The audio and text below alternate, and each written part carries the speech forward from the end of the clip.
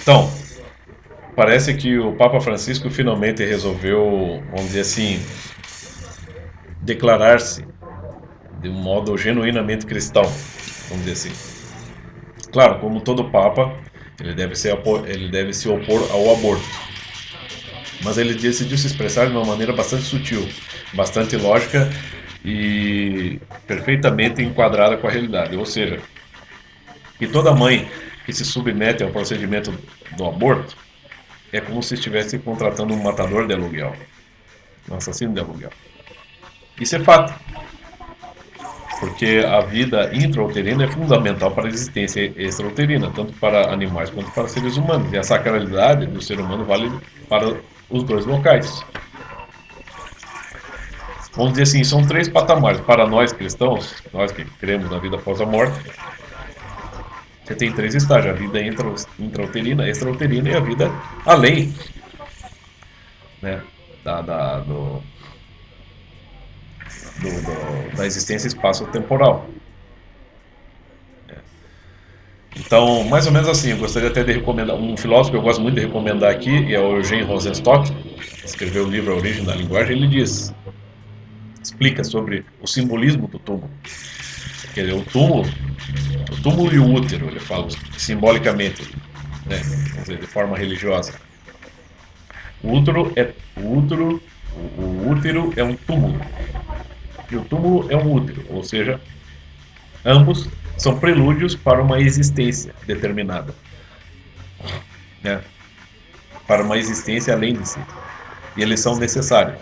Ou como o grande filósofo alemão, filósofo, cientista, psicólogo alemão Theodor Fechner escreveu em seu livro On Life After Death, né, na vida após a morte, ele cita um trecho de um poema hindu que diz que o morrer e o nascer são parecidos, né? Só que tudo isso, quem dá esse dom é Deus. Os seres humanos não têm direito de tirar a vida e nem de dar a vida, nem podem, né? Claro, quando a gente estuda um pouquinho de história, um pouquinho de sociologia, e tal como o próprio professor Olavo de Carvalho explicou, o poder de destruição é muito maior do que o poder de criação do ser humano, infelizmente. Mas enfim, dada essa declaração do Papa, muitos grupos abortistas, ou seja, grupos de pessoas que apoiam o aborto por todo o mundo e sobretudo na Argentina, por ele ser argentino, não só declararam que vão deixar a Igreja Católica, mas como muitas pessoas vão deixar a Igreja Católica, por conta dessa declaração do Papa. Mas aí que eu fico pensando em qual que é a lógica dessas pessoas. Desde quando uma pessoa que apoia o aborto pode ser chamada de católica? Ou desde quando uma pessoa, sendo católica, mas que decida acolher a ideia do aborto, da prática do aborto, com sinceridade no seu íntimo, desde quando ela não está excomungada? Já está apoiando a cultura da morte, algo que é totalmente contra a essência do que é o cristianismo. Por mais que a instituição católica, né, a instituição cristã como um todo, né, na sua história mundana, esteja repleta de erros, ainda assim, essencialmente, a essência do cristianismo é indestrutível.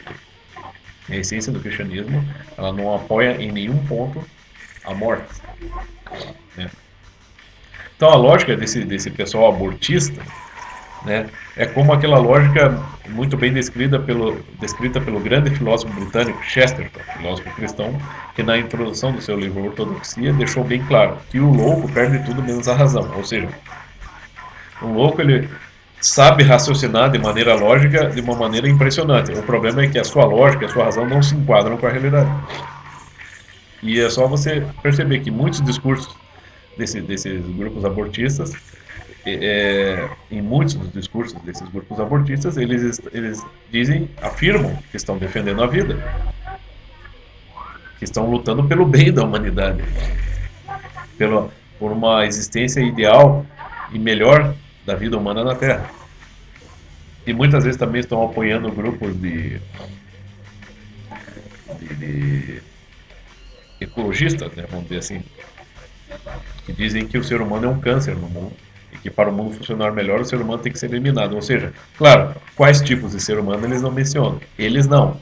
Eles são um grupo privilegiado. Quem tem que ser eliminado são as massas de pessoas, né, as massas de pessoas pobres, que têm problemas de saúde, enfim, que passam fome, que não têm emprego, né, que são devotas, né, que são pessoas cheias de fé no coração, pessoas que sofrem, enfim, bocas para alimentar. Né. Vamos dizer assim, todo o lixo humano para essa gente tem que ser eliminado para que o mundo se torne ideal para eles. Ou seja, essas pessoas podem ter um espaço maior para aproveitar as suas vidas, né, as suas vidas egoístas, vazias, ou seja, para alimentar as suas próprias convicções. Né. Olha, a vida humana, tal como descrita pelo cristianismo, é bem o contrário disso. É uma vida sempre fadada ao sofrimento, ao desconforto e que precisa ser vivida, sobretudo, pela prática do amor ao próximo. Então, todos nós temos o dever de ajudar o próximo. Né? Quanto mais pessoas nascerem, melhor, porque nós temos chance. Quanto mais pessoas existirem no mundo e mais sofrimento e mais, vamos dizer assim, mais necessidades houverem, na verdade isso é até melhor, porque é isso que vai nos despertar, vai nos fazer, vamos dizer, deve nos motivar a agir como seres humanos. Ou seja, ajudar ao próximo. Não que o tenhamos que sofrer necessariamente, mas o sofrimento é inevitável. E o Viktor Frankl, um dos grandes médicos psiquiatras da humanidade, já explicou que todo sofrimento tem um sentido. Portanto, toda a vida, ou então o grande escritor peruano Mário Vargas Llosa diz que toda a vida humana vale um livro. Ou seja sofrida ou não, toda a vida humana vale a pena ser vivida. E ela deve ser preservada porque ela é sagrada. Portanto, quanto mais pessoas houver no mundo, melhor. Porque daí nós temos a chance de nos tornarmos genuinamente humanos. E, vamos dizer assim, conforme o que o próprio Jesus Cristo nos ensinou, podemos exercer o nosso amor ao próximo. Ou seja, podemos nos exercer, né, existir como seres humanos, agir como seres humanos. Sermos capazes de nos sacrificar em prol do próximo.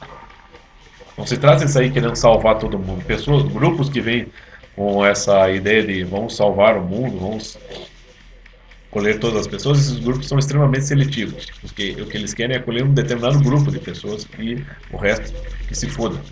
Não, você tem que fazer aquilo, você tem que fazer as coisas de acordo com as suas possibilidades. Dentro das suas possibilidades e limitações. Você vai ajudar um, dois, três na sua vida, mas você vai fazer bem essa tarefa. Vai procurar amar o seu próximo da melhor maneira que você puder, mesmo que seja em detrimento de si mesmo. Mas é o sacrificar-se por alguém. É saber buscar amar, mesmo que você não tenha sido amado. Se você não foi amado, aprenda a amar. Né? Não se resolve os problemas do mundo, né, matando gente, sobretudo eliminando bebês nos ventres das mulheres. Né? Isso não melhora o mundo. Nunca vai melhorar. Isso só vai piorar, vai tornar as pessoas mais vazias, mais egoístas e mais descrentes, porque o pessoal abortista eles não acreditam na vida após a morte. Eles não acreditam na vida para além, na existência humana dentro do infinito, dentro da eternidade. Eles simplesmente acreditam na vida material, que tudo é reciclável, e que a vida humana, o valor da vida humana é relativa, e que só alguns privilegiados, aqueles que, vamos dizer, dentro do pensamento mais darwinista, aqueles que melhor se adaptem, aqueles melhor qualificados, esses sim têm o privilégio de viver, e os outros, aquelas pessoas desqualificadas, aquelas bocas a alimentar, é melhor que sejam eliminadas, para que tudo se torne melhor. Vamos dizer assim, dentro daquele raciocínio porco, né, do Edir Macedo, né, nem sei como é que as pessoas chamam aquilo de pastor, que teve o cinismo de declarar que não, quanto mais essas pessoas todas que pessoas órfãs, pessoas marginalizadas, essas pessoas todas essa grande quantidade de pessoas que estão nascendo, filhas de mães solteiras, de gente pobre, gente sem condições de dar uma vida boa, de dar uma educação, essas pessoas vão se tornar marginalizadas, vão se tornar criminosas, e vão fazer mal para os outros e para si mesmos. Então é claro que é muito melhor que essas pessoas nem nasçam, ou então que sejam eliminadas. Né? Mais ou menos assim como se declara. Quer dizer, está ali de novo aquela questão seletiva, que é muito própria do pensamento comunista e nazista, né? Que faz parte da cultura, da política e da filosofia comunista, né? E depois muito bem enquadrada no regime nazista, né?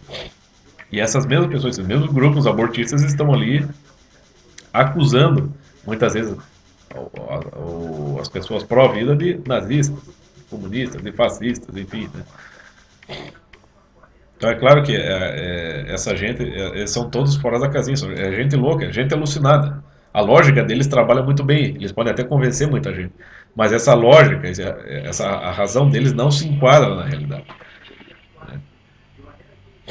Então, só para você ter uma ideia, só para ver como as pessoas não estudam aqui, e também só para dar uma complementada no assunto, você pega aqui no dicionário jurídico, você tem 5 definições de aborto, né?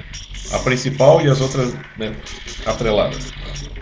Então, aborto: interrupção dolosa da gravidez, com expulsão do feto, provocada pela gestante ou por terceiro, com ou sem consentimento dela. Então pensa, interrupção dolosa. O que significa a palavra dolosa, o termo doloso, na doutrina jurídica? Aborto espontâneo, decorre do estado patológico da gestante ou do feto. Aborto fetal, quando é praticado depois do 4º mês de gravidez, né? Aqui no Brasil está autorizado até o 3º mês. Aborto necessário, quando sua prática por médico visa salvar a vida da gestante. E aborto ovular, quando é praticado nos primeiros meses de gravidez. Quer dizer, existem muitas outras definições. Seja mesmo no dicionário jurídico, mesmo dentro da doutrina jurídica, isso é tratado como crime. Existem casos a serem discutidos. Os casos a serem discutidos são muito específicos. Mas os grupos abortistas, o que eles querem não é flexibilizar essa discussão para todo tipo de caso.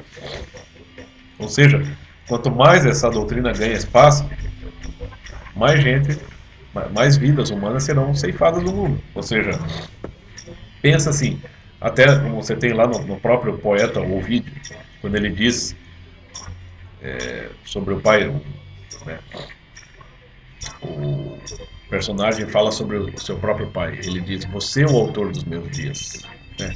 Então pense, desde que o movimento abortista ganhou força no mundo, quantas milhões de pessoas, quantos milhões de destinos humanos foram extirpados, foram é, exterminados do mundo, foram extintos. Quantas vidas humanas, quantos bebês saudáveis foram eliminados dos ventres de mulheres. Quantas vidas humanas, quantos destinos humanos, quantas histórias humanas, né, foram impedidas de exercer, de se exercer, né, de se desenvolver. Quantas personalidades humanas, quantos talentos, quantos gênios, né? Enfim, seja o que for, quantas pessoas, quantas histórias humanas foram eliminadas antes de começar, antes de acontecer.